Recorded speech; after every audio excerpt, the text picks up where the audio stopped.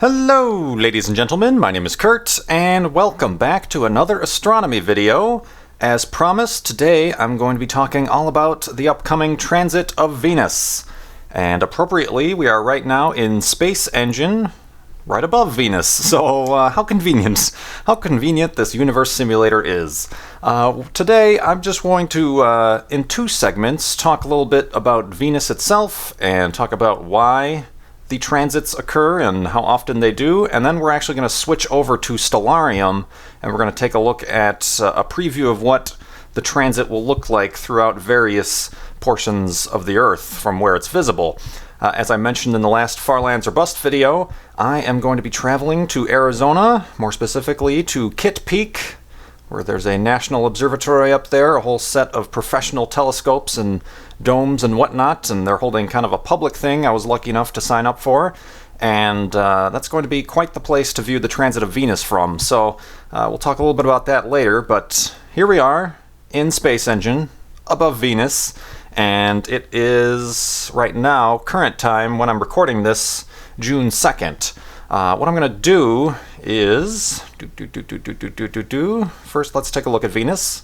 Venus is completely white. Actually, it's just completely cloud-covered, and Venus is really interesting. It's actually, you might have heard me say this before, but it's one of my favorite non-Earth planets because it's very much like Earth. It's almost the same size. It's very close to Earth in terms of its orbit, but it is a very different place indeed. The atmospheric pressure on Venus is about 92 times that of Earth, so it'll squash you like a bug. The surface temperature, due to the runaway greenhouse effect caused by all these clouds trapping in the radiation from the sun, is about 460 degrees Celsius, or, for my American friends, 900 degrees Fahrenheit. It's actually hotter on Venus than it is on parts of Mercury, if you can wrap your head around that, because obviously Mercury doesn't have an atmosphere to trap all of this heat. But that's crazy. It's a crazy awesome place. We've actually only visited Venus, despite it being much more Earth-like and much closer to Earth. We've only visited Venus a few times. The first one from the Soviets in 1975 with their spacecraft Venera 9. It was actually the first spacecraft to return an image from the surface of another planet. And once it landed, it only lasted 53 minutes before the heat and the pressure, made it incommunicatable from, the ground stations and whatnot. So that is the reason you don't hear of many spacecraft going to Venus, is because it tends to eat them alive. But that's a little bit of background on our dear neighbor Venus. Let's zoom out a little bit here. You saw Mercury on the inside. There's Earth and Mars. Let me turn off these Michael Bay effects. Wrong one. Actually, let me turn on the orbits. That's going to be helpful for what I'm talking about.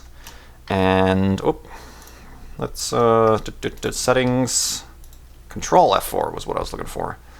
Let's turn off those crazy lens flares. And here we are. June 2nd. Let me speed up a little bit to June 5th, 2012. Starting at about, 2200 Universal Time is when the transit begins. So I'm going to speed up time just a little bit. As you can see, from this perspective, Venus, Earth, and the Sun are all pretty much in a straight line. But it takes a very specific time. Here we go, 5th, and the 2200. Okay. From this perspective, let's actually go to Earth, center Earth, get a little bit closer. Whoa, whoop, whoop, whoop, go right through the planet. Let's see, come on, don't be finicky, Space Engine, you can do it. Whoa, alright, okay, that's good enough. From here, I don't know how well we're going to see it, but as you can see, Venus is in a straight line between the Earth and the Sun. So that is why we have a transit. Venus passes in front, a lot like the Moon would pass in front of the Sun during a solar eclipse, and then we're able to see the disk of Venus pass the face of the Sun from the surface of Earth. Why does that happen, you may ask? And even if you didn't ask, I'm going to tell you. Let's zoom out. Here we are. Let's zoom out and get a whole picture. all the way out to Neptune. That's quite a major distance there. We're only concerned about the closest 10% of the solar system, talking about Earth and Venus right there, and then obviously right there is the Sun. I am going to focus on Earth, but I'm going to speed up time quite significantly, and as you can see, Venus, being closer to the Sun, orbits much quicker. Each year for Venus lasts 225 Earth days, as opposed to our 365 Earth days for one of our years. So about once every 500 days, Venus makes a lap around us. It's if you kind of think about if you're in your car and you're in the left turn lane, and every so often the car in front of you, their turn signal appears to kind of sync up with your turn signal. It's a very similar effect, I guess you can say, being synchronized. There may be a little bit of a delay between your turn signals intervals as opposed to theirs, but every once in a while it seems to sync up, and that's the same thing that happens every time Venus overtakes the Earth in the orbit around the Sun. Now, you may be asking, how come every 500 days we don't have a Venus transit? How come it's over a century between pairs of Venus transits? That is because, my good friends, let me slow down time. Boop, boop, boop, boop, boop, boop. If we come down to a straight edge-on view of our solar system, you can see, especially Mercury. Mercury is way out of whack, but even between Earth and Venus, we are orbiting the Sun at different angles. So even though Venus might be overtaking Earth at a certain point, the angle of difference is large enough where Venus will actually just appear to go above the Sun or below the Sun, etc. So it's a very special set of circumstances where Venus will pass within that small disk of the Sun and be completely lined up for a transit. And that is why it happens so infrequently. This is, I guess, known as a twice-in-a-lifetime event. The last transit occurred in 2004. It wasn't visible from North America, but it occurred in 2004, and they appear in 8-year pairs. So 2004 and 2012 is this pair of Venus transits. The previous pair was 1874 and 1882. So, do you know anybody who was around in 1882? Probably not. So you can pretty well assume that anyone alive today is not going to be around for the next one, December 10th, 2117. So this is your chance, even though it's not as magnificent or awe-inspiring as a total solar eclipse, it still kind of makes up for that in how rare it occurs. So the transit of Venus is something I'm personally very excited about. What else do I need to talk about here? Other people who have been excited by the transit of Venus. Captain Cook took his voyage to Tahiti and the South Pacific in 1769 for the sole purpose of observing a Venus transit at that time. Obviously, his voyage got known for other things other than that, but that was another previous transit of Venus worth noting. The first scientific observation was in 1639, and through that, they were able to get a much better estimate, a much better calculation of the size of the solar system and the distance between Earth and the Sun, because you're finally able to have a reference point, Venus, to measure how quick it passes in front of the face of the Sun, and then you can use all those fancy maths to figure out the distance, and they got pretty close, obviously, back in when was it? 1639. We've since, through satellites and other, spacecraft and telescopes, been able to much more pinpoint our spot in the solar system. But today and these days, a Venus transit really doesn't hold much of a scientific value. It is a good demonstration, however, of how we're currently hunting for exoplanets, planets that orbit the stars that are not our sun, as in, these ones out here and way off in the Milky Way. Specifically, the Kepler Space Telescope watches for transits across other stars, and they're able to detect this not by seeing the disk of the planet like we do with Venus, but they can measure the dip in the brightness that is coming out of that star. So I just selected a star. I'm going to assume there's a planet around it because that's most likely the case. So when a planet passes in front of its parent star, the light emitted from that star dips a little bit.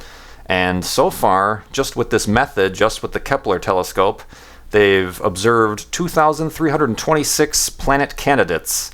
So here we are in an exoplanetary system. I just randomly selected a star, even accidentally. I didn't actually mean to go away from Venus in our solar system, but I accidentally selected a star, and Space Engine has, based on the mathematics and the probability of other stars having planets, has procedurally generated this system around this white main sequence binary star system. So similar things happen in other solar systems as well, and you have to think in terms of Kepler, we have to be pretty lucky in order to detect a planetary system via the transit method, because we have to be between Earth and this star. This has to be our perspective. If we're even 1 degree off like this, then the planets aren't going to appear to pass in front of the parent star, and we're not going to even know that there's planets around that star. So there's probably a great many deal of more stars out there that we're looking at like this that we can never tell if there's a planet around. Now there's other ways of detecting. You can detect the wobble in the star thanks to the gravitational pull of the planets. So there's multiple methods, but in terms of the transit method, it's a very, very lucky thing indeed that we've even been able to identify over 2,000 candidates for planets out there among the stars, among a very specific chunk of the stars. Kepler only looks at a very specific part of the sky in the constellation Cygnus.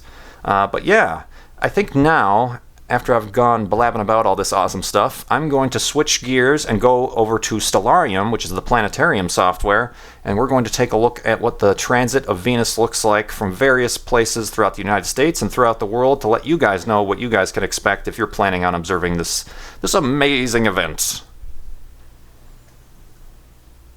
Alright guys, here we are in Stellarium on a nice sunny late afternoon. We are currently located in Chicago, and it is June 5th, about 5:09 p.m. Central Daylight Time, which is just after the transit begins for us here in Chicago. But, however, before we start looking at the transit and what it's going to look like, I have a kind of a map to show you guys, because I've been getting a lot of questions about, I'm located here, will I be able to see it, when will it happen? The fine folks at Wikipedia have a nice convenient map, and as you can see here, it gives you all the different shades and areas of if you'll be able to see it and when you'll be able to see it. The darkest shaded areas here, unfortunately, if you're located there, you will have no view of the Venus transit. That includes the west half of Africa, some of South America, Brazil, Argentina, and of course Antarctica, because it's perpetually nighttime in Antarctica right now, so if you can't see the sun, you're not going to see the transit of Venus. The lighter shaded areas will be able to see the transit in progress either at sunset or sunrise. On the left-hand side, North America, Canada, Mexico, those are times where we're going to see it in progress during sunset. So for most of us, the transit is going to begin. We're going to be able to see the first and second contact, and we're going to be able to see Venus start to enter across the face of the sun, but the sun will set as Venus is in front of the sun. On the opposite side, Europe, all those areas in the other side of the lighter gray shaded area, you guys will be seeing it during sunrise on June the 6th. So it will already be in progress as the sun is rising over the horizon, and then you'll be able to see Venus exit the disk of the sun. If you're in the lightest, the white area, you'll be able to see the entire transit of Venus. So if you're in Hawaii, Australia, Alaska, yeah, actually the eastern half of Australia as well, Japan, and those Pacific islands, you'll be able to see both Venus entering the sun, kind of doing its little dip move, and then coming out the other side. So Hawaii is a very popular place to be right now for this event. Unfortunately, summer is kind of a cloudy, rainy season for Hawaii, I'm led to believe, so the best place in Hawaii to be would be probably atop Mauna Kea with those observatories, to be above the clouds to get the best chance, because obviously if you're stuck on Hawaii, there's not much place you can drive to get away from the clouds. You're stuck on an island. So that kind of hopefully sums up a lot of where and what and when things will happen. And to clear up any confusion, depending on where you are across the international date line that goes through the Pacific, if you're east of the international date line, then this will be happening on June the 5th. If you're west of it, then it'll be happening in the morning of June the 6th. So that hopefully clears that up. Let me get right down to the specific times.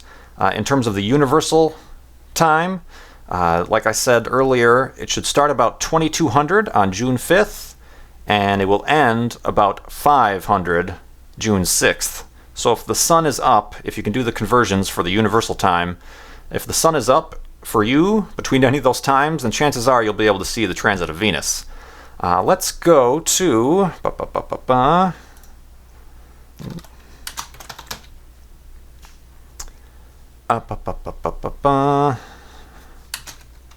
Where's New York City? I want actual New York City, although I suppose it doesn't matter. There we go. All right, we're in New York. Obviously, the terrain isn't going to change because I would have to load up a different panoramic image for each different terrain. But here in New York, on the eastern seaboard of the United States, the transit is going to begin at 6:03 p.m. Eastern Daylight Time. And I have selected the sun. Going to zoom into the sun. And as you can see, we're right on schedule. Venus has started to come across the surface of the sun, and I'm going to speed up time a little bit. Similar views for people along the eastern seaboard, Florida, and then sunset. So that is what you're going to see of the transit right there, starting at 6:03 p.m. Eastern Daylight Time until sunset. Let me head back to Chicago. Chicago for us in the Midwest here. Zoom in once again. At this point, people on the eastern seaboard are going to have a sunset, so they won't be able to see any more of the transit. But if I reverse time a little bit, whoop, here comes Venus, and whoa, too fast. Hold on, let me try that again. All right, I sped through it that last time, but here we're back, and we're going to watch from the Midwest, from Chicago. That first and second contact occurred when Venus passes the edge of the disk of the sun. And this is, like I said, not a solar eclipse where the entirety of the moon covers up the sun. So it's not as dramatic, but it's still visible without any telescopes or the unaided eye. If you have good eyes, if you have problems focusing, if you're nearsighted, very nearsighted, and you have problems focusing, it might be a little bit tough to see with the naked eye. So that's just a warning. And of course, you're not going to look at it with the naked eye, are you? You're going to use solar eclipse glasses that are CE rated. I'll get to that in a second. Other ways you can view the transit. But from Chicago, that's what you're going to see until it sets. And now let's head out to... in Chicago, in the Midwest, it starts at 5:04 p.m. Central Daylight Time. I'm going to go to the mountains, Denver, and we're going to see a little bit more. From Denver, in Mountain Time, it starts at, appropriately, 4:05 Mountain Daylight Time. And you're going to see a little bit more of the transit, a little bit further out west. So that's what you're going to see until sunset. And where I'm going, in Arizona, they're a little bit wacky in Arizona for more reasons than one. But in Arizona, they don't follow daylight savings time. So Arizona right now is actually in Pacific time. It's going to look similar to what that just looked like in Denver. Of course, myself being at Kitt Peak, being 6,000 feet above sea level, we have a little bit better and lower of a horizon, and that's what I would recommend. If you're in New York or Chicago or anywhere with a city, and you have some friends who live in a high-rise and have an observation deck, go up to the top of that high-rise and observe, because you're going to give yourself a lower horizon. You're not going to have any obstructions like, say, a building or these trees that end your transit sooner than it should be. So that's another plus to being on top of a mountain in the middle of the desert, I guess. But yeah, this is what my viewpoint will be. And comparing it to solar eclipses. Solar eclipses are over in a matter of a couple hours, 1-2 hours maybe. The transit lasts much longer than that. As you see, from Phoenix, from Arizona, being on the Pacific time, it starts at 3:06 p.m. and then goes until sunset. So, which is 21, a little bit after 9 o'clock. So, got a good 6 hours of viewing to go. So it's not something you have to run outside and catch right away. The first and second contact are always interesting, especially if you have a telescope, because sometimes, let me go to Los and God, I keep putting it in the wrong spot. There we go. My LA friends will get to see even more of it. But what was I saying? Oh, now I remember. I was talking about the first and second contact. If I go back a few hours, a really interesting part that you really don't want to miss is when Venus is either entering the sun's disk or exiting. And that's because you can sometimes, if I get it right, you can sometimes, if you have a telescope, it will, and I don't think this program is going to do that effect for us, but the sun will illuminate some of the very thin atmosphere around Venus, and you'll be able to see the entire disk before it actually enters the sun. So that's a very interesting, kind of like, if you can see the detail there, there's a little bit of planet shine right there, kind of like that. So it's an interesting thing. So beyond that, you're basically just watching this black disk cross the face of the sun. So yeah, this is the view from LA for my West Coast friends. You see it dip down, go across. These sunspots aren't accurate to actual sunspots on the sun right now, but it's just a representation. Now let's actually go to Hawaii, and we're going to see the entire transit of Venus. And it does kind of a weird little jig, because as it passes us and as we're rotating, you get kind of a weird parallax effect. So I'm going to actually watch the sun is the thing to do. I'm going to speed up time. Whoa, that happened way too fast. Let's go back. Alright, this is a neat thing, which fortunately it doesn't happen this fast, obviously, so it's a little bit harder to perceive with your eye, but as you can see, and as you might have already seen, it does a little bit of a...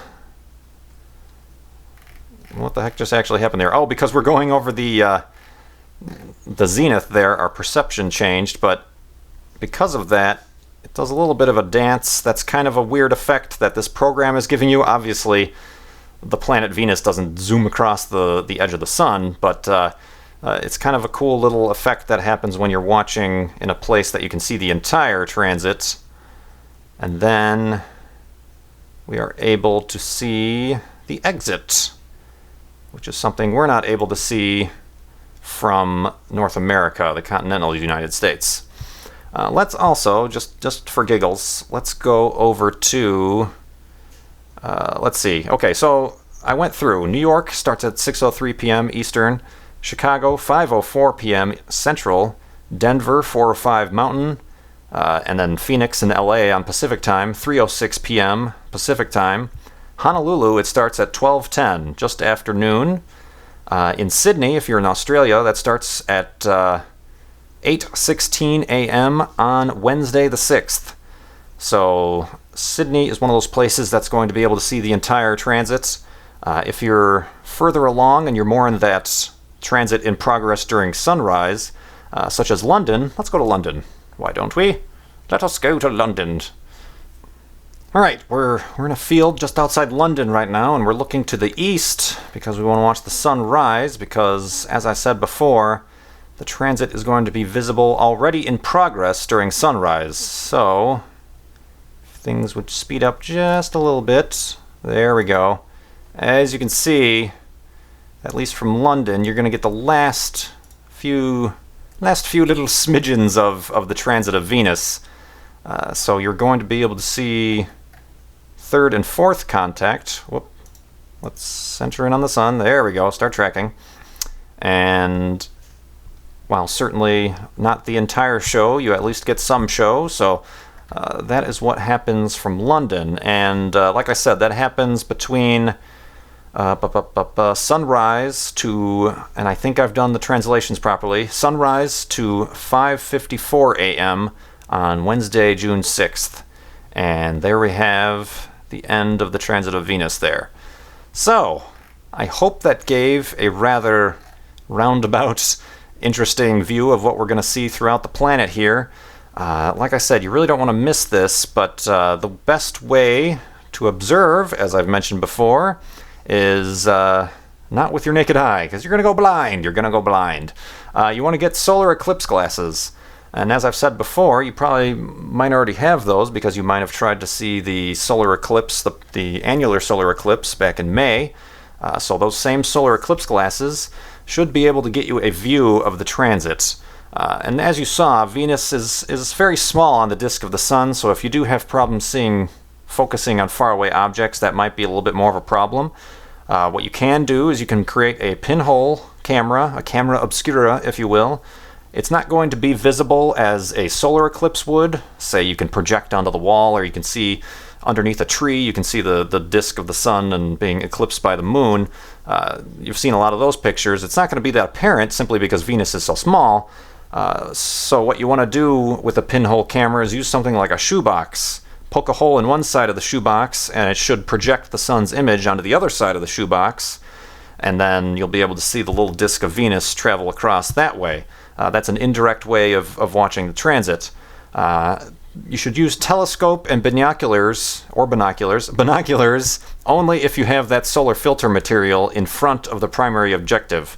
A long time ago, there were telescopes that were sold on the market with solar filter eyepieces.